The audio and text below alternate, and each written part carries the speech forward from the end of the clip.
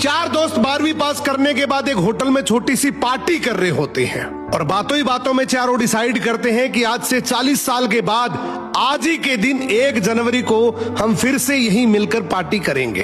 और हाँ, जो सबसे आखिर में आएगा सबका बिल वही पे करेगा। होटल का वेटर भी ये सब देख रहा था। कहने लगा 40 साल बाद अगर मैं भी यहीं रहा तो आपकी ये पार्टी जरूर देखूंगा। ठीक 40 साल बाद पहला दोस्त होटल पहुंचता है तो देखता है वो होटल अब 5 स्टार बन चुका है। अब वहां पर सब कुछ बदल चुका है। तो एक शख्स उसे पहचान जाता है और कहता है सर बैठिए, मैं आपको पहचान गया, मैं वही वेटर हूं जो अब इस होटल का मालिक बन चुका हूं। वो कहता है क्या बात है।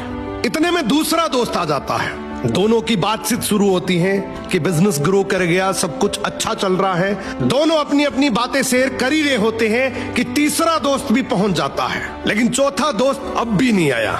तो जो सेठ होता है वो कहता है आप ऑर्डर कीजिए, मेन्यू में खाना वगैरह सेलेक्ट कीजिए, इतने में आपका दोस्त भी आ जाएगा। अब खाना भी लग गया। वेट करते करते काफी देर हो गई।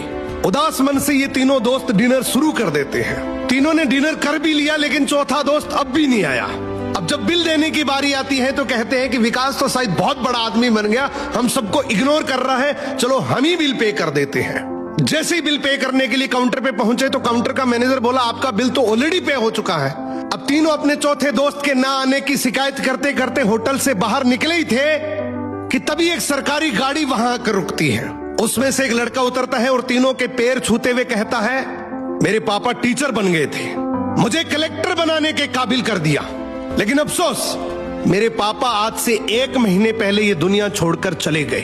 उन्होंने आखिरी वक्त में आपके इस वादे के बारे में मुझे बताया था और कहा था कि जब तीनों पार्टी खत्म कर ले तो उसके बाद तू वहां जाना और पेमेंट वगैरह कर देना।